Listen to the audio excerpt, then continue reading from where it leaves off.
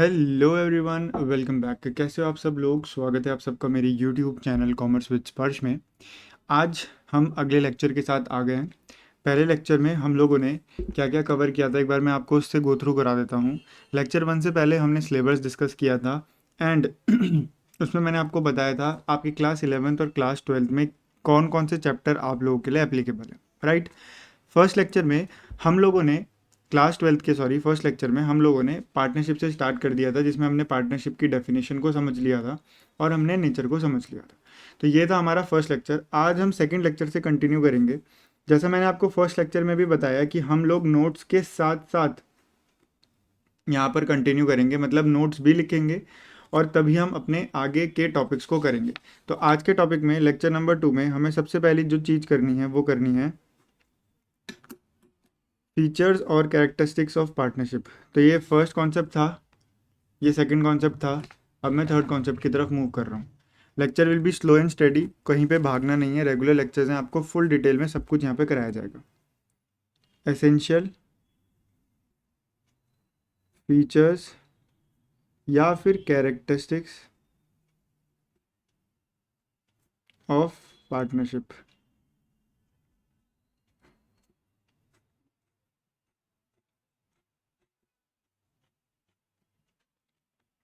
इसमें सबसे पहला पॉइंट मेरे पास है, पार्टनरशिप की कैरेक्टरिस्टिक्स क्या होती हैं।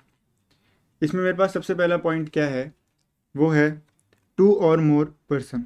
टू और more person.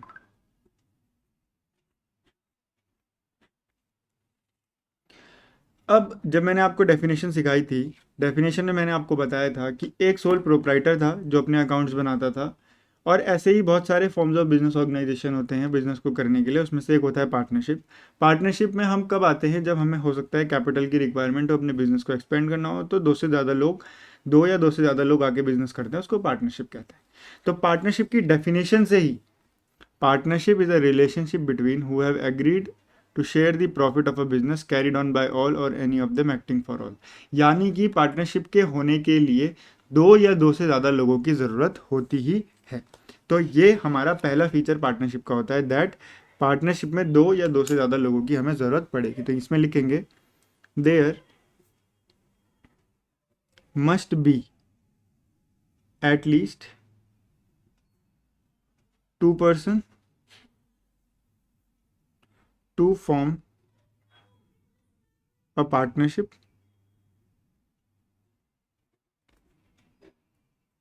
And all such person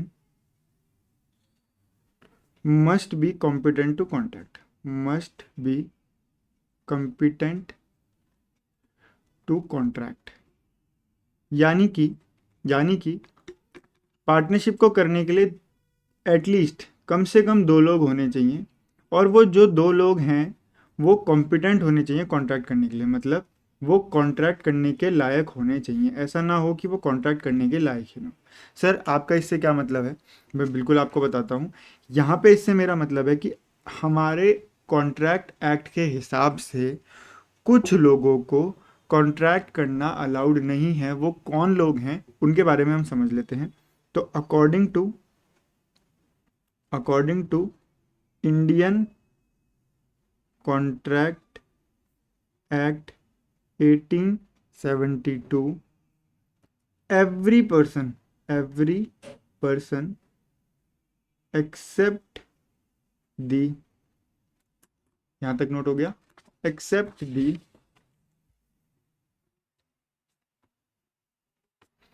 following, except the following is competent to contract, is competent to contract. पहले लिख लेते हैं फिर समझेंगे। पहला पॉइंट है person of unsound mind, person of unsound mind जो दिमागी तौर से ठीक नहीं है, and person disqualified by any law, by any law. Copy हो जाए तो बताइएगा। चलिए मानता हूं कि आप लोगों ने कॉपी कर लिया होगा। दोबारा से मैं इस डेफिनेशन को रिपीट करता हूं। ये डेफिनेशन कहती है कि there must be at least 2 person to form a partnership and all such persons must be competent to contract. यहाँ पर 2 लोग कम से कम होने चाहिए पार्टनरशिप करने के लिए, और वो दोनों लोग कॉम्पिटेंट होने चाहिए कॉन्ट्रैक्ट करने के लिए। क्लियर? अब ये कौन से लोग हैं जो कॉम्पिटेंट हैं कॉन्ट्रैक्ट करने के लिए? तो कॉन्ट्रैक्ट एक्ट बोलता है हर इंसान कॉन्ट्रैक्ट कर सकता है सिवा 2 लोगों के। हर इंसान कॉन्ट्रैक्ट कर सकता है सिवा 2 लोगों के। वो 2 लोग कौन हैं? पहला है पर्सन ऑफ अनसाउंड माइंड, एक ऐसा पर्सन जो दिमागी तौर पे ठीक नहीं है, जिसका दिमाग सही तरीके से काम नहीं कर रहा है। दूसरा, जो किसी लॉ के तहत, किसी कानून के तहत डिस्क्वालीफाई कर दिया गया है, वो भी कॉन्ट्रैक्ट नहीं कर सकता। क्लियर है? तो पहला पॉइंट क्लियर। पार्टनरशिप करने के लिए 2 या 2 से ज़्यादा लोग होने चाहिए, एंड 2 लोग जो पार्टनरशिप बना रहे हैं, 2 से ज़्यादा लोग जो पार्टनरशिप बना रहे हैं, वो कॉम्पिटेंट होने चाहिए कॉन्ट्रैक्ट के लिए। और कॉम्पिटेंट कौन होता है? सब कॉम्पिटेंट होता है except 2 people. One, the person of unsound mind, and second, the person who is disqualified by any law. Okay, चलिए। अब अब यहाँ पे कुछ बात आती है इसी पॉइंट में फर्दर डिस्कशन की। पहला पॉइंट जो यहाँ पे डिस्कशन का आता है वो है माइनर पार्टनर। तो पहले हम वर्ड का मतलब, माइनर का वर्ड मतलब समझेंगे कि माइनर वर्ड का मतलब क्या होता है। ऐसे लोग जो 18 साल से कम उम्र के होते हैं, एज ऑफ 18 से कम उम्र के होते हैं, वो माइनर कहलाए जाते हैं। क्लियर? तो क्या माइनर कॉन्ट्रैक्ट कर सकता है? क्या माइनर पार्टनर बन सकता है? ठीक है, तो इसके बारे में लिखते हैं। अ माइनर दो नॉट कॉम्पिटेंट टू कॉन्ट्रैक्ट, वो कॉन्ट्रैक्ट के लिए कॉम्पिटेंट तो नहीं है, लेकिन कैन बी अ पार्टनर, उसको पार्टनर बनाया जा सकता है इन the firm but only in profits, लेकिन केवल किसमें? Profits, and not in losses.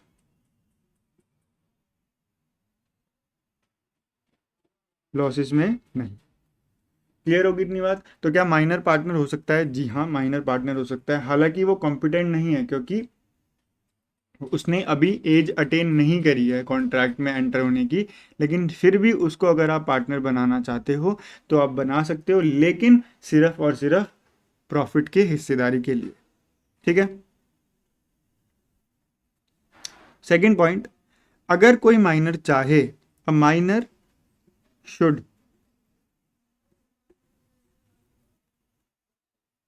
Accept और refuse the partnership in the firm within 6 months, within 6 months on becoming major. यानी कि जब तक वो माइनर है तब तक ठीक है, वो पार्टनर है, लेकिन जैसे ही वो मेजर बनता है, यानी कि जैसे ही वो 18 साल की उम्र को अटेन करता है, एज ऑफ 18 को अटेन करता है, उसके पास 6 महीने हैं। या तो वो पार्टनरशिप चाहे जिसमें वो ऑलरेडी था उसको कंटिन्यू कर सके, या फिर वो चाहे तो उस पार्टनरशिप को रिफ्यूज भी कर सकता है। क्लियर है? चलिए, इफ ही और she does not so decide, he or she becomes liable for all actions since he and she is become partner। अगर वो ऐसा कुछ भी नहीं करता है डिसाइड, तो वो हर एक एक्शन के लिए लाइबल हो जाएगा। ठीक है? इफ ही और she does not so decide, he or she become liable for all the actions since he or she become partner. ठीक है। तो माइनर के 3 पॉइंट है। क्या माइनर पार्टनर बन सकता है? जी हाँ, माइनर पार्टनर बन सकता है। हालांकि वो कॉम्पिटेंट नहीं है कॉन्ट्रैक्ट करने के लिए, लेकिन पार्टनर बनेगा तो सिर्फ प्रॉफिट के हिस्सों में, लॉसेस में पार्टनर नहीं बनेगा। अ माइनर शुड एक्सेप्ट और refuse the partnership in the firm within 6 months on becoming major. जैसे ही वो मेजर में कन्वर्ट होता है माइनर से, यानी कि 18 की एज को अटेन करता है, वो चाहे तो 6 महीने के अंदर एक्सेप्ट या रिफ्यूज कर सकता है। लास्ट पॉइंट, अगर वो ऐसा नहीं करता है तो वो हर एक एक्शन के लिए लाइबल हो जाएगा, क्योंकि वो पार्टनर है। Clear? This point is important for your MCQ purpose. Number of partners की हम डिस्कशन कर रहे थे, 2 और मोर पर्सन, उसी के अंदर ये भी पार्ट आता है, क्या माइनर पार्टनर हो सकता है या नहीं हो सकता। इसके अंदर एक और चीज हमें डिस्कस करनी है, वो है मैक्सिमम नंबर ऑफ पार्टनर। एक फर्म में टोटल कितने नंबर ऑफ पार्टनर्स हो सकते हैं, मतलब इससे ज़्यादा नहीं किए जा सकते पार्टनर्स की लिमिट को। Maximum numbers of partners. तो यहाँ पे जिस कानून को हम पढ़ रहे हैं, यानी कि पार्टनरशिप एक्ट, वो अभी तक नंबर ऑफ पार्टनर्स के बारे में कुछ भी डिस्क्राइब नहीं करता है। तो लिखते हैं, the partnership act 1932 does not prescribe the maximum number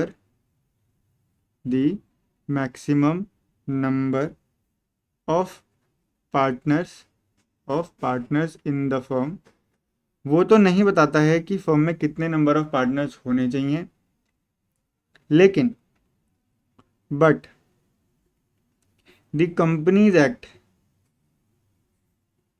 2013 according to section number 464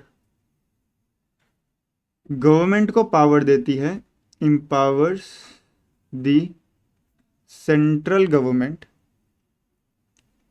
to prescribe the number of partners in a firm subject to maximum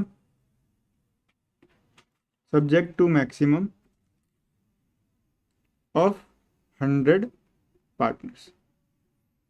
sir ये क्या कर रहे हो, क्या लिख रहे हो, कुछ समझ नहीं आ रहा, मैं बता रहा हूँ। बिल्कुल, पार्टनरशिप एक्ट ने लिमिट के ऊपर अभी तक कुछ प्रिस्क्राइब नहीं किया। क्लियर होगी बात? तो अगर क्वेश्चन में कहीं आए कि अकॉर्डिंग टू पार्टनरशिप एक्ट कितने नंबर ऑफ मेंबर्स हो सकते हैं, तो आप सिंपल बोल दोगे कि कोई प्रिस्क्राइब नहीं है लिमिट। लेकिन हमारा कंपनीज एक्ट जो कंपनीज को गवर्न करता है, जैसे पार्टनरशिप फॉर्म्स को पार्टनरशिप एक्ट गवर्न करता है, वैसे कंपनीज को कंपनीज एक्ट गवर्न करता है। उसके सेक्शन नंबर 464 में, सेक्शन नंबर याद कर लीजिए कि कौन सा वो सेक्शन है जो हमारी सेंट्रल गवर्नमेंट को, यानी कि सेक्शन 464 हमारी सेंट्रल गवर्नमेंट को ये पावर देता है कि वो नंबर ऑफ मेंबर्स की लिमिट को डिसाइड कर सके, जिसमें उसने मैक्सिमम 100 पार्टनर्स की लिमिट बोल रखी है।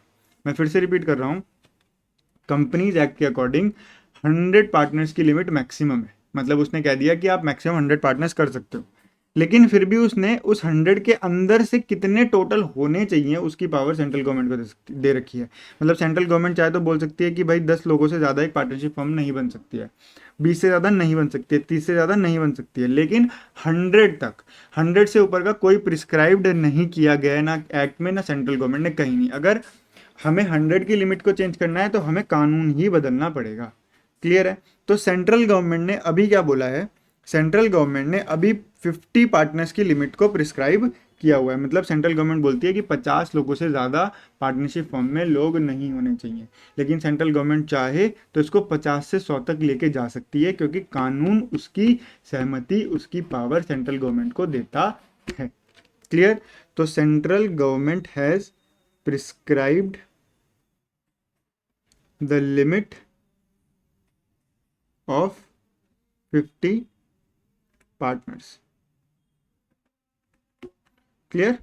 तो अगर मैं इसको सिंपली कंक्लूड कर दूं तो एक पार्टनरशिप फर्म में 50 मेंबर्स मैक्सिमम हो सकते हैं, उससे ज़्यादा नहीं हो सकते। ठीक है? तो मैं इस लाइन को आगे आपके लिए कंक्लूड कर देता हूं। इस लाइन का कंक्लूजन निकलेगा,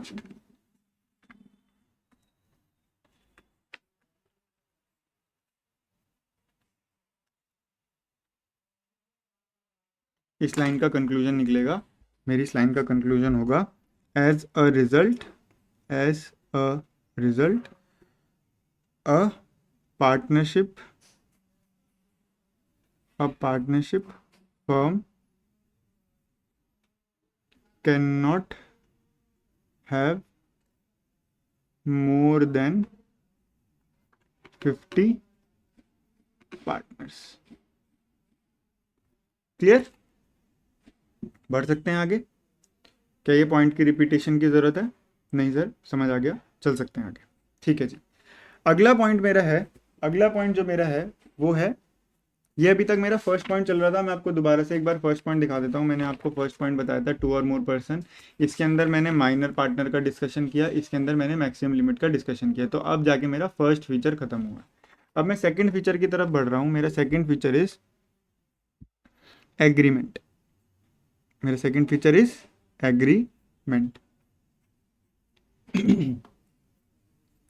एग्रीमेंट क्या कहता है? पार्टनरशिप बिना एग्रीमेंट के चल ही नहीं सकती। दो लोग अगर किसी भी धंधे को कर रहे हैं, किसी भी बिजनेस को कर रहे हैं, तो उनके बीच में एक एग्रीमेंट होना अनिवार्य है, नेसेसरी है। तो अगर पार्टनरशिप को चलाना है तो उसमें एग्रीमेंट होना चाहिए। पार्टनरशिप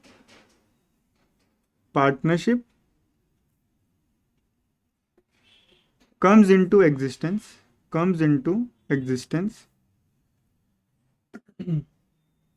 by an agreement जो कि either can be written or oral,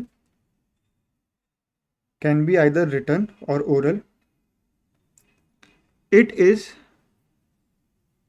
the basis of relationship among partners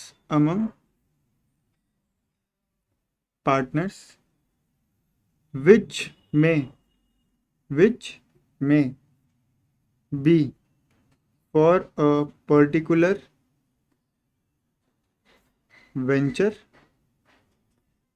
for a period, पहले नोटिंग कर लो, उसके बाद एक्सप्लेन करूंगा, और एट अ विल। सबसे इंपॉर्टेंट लाइन लिखने वाला हूं, the written agreement among the partners is known as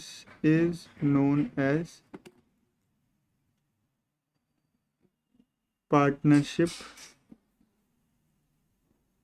deed. Sir क्या क्या लिख रहे हो बता दो। चलो, अगला पॉइंट मेरा है एग्रीमेंट। पार्टनरशिप में जैसे मैंने एक्सप्लेन करा, उसके एग्जिस्टेंस के लिए एग्रीमेंट का होना ज़रूरी है। वो रिटर्न भी हो सकता है, वो ओरल भी हो सकता है।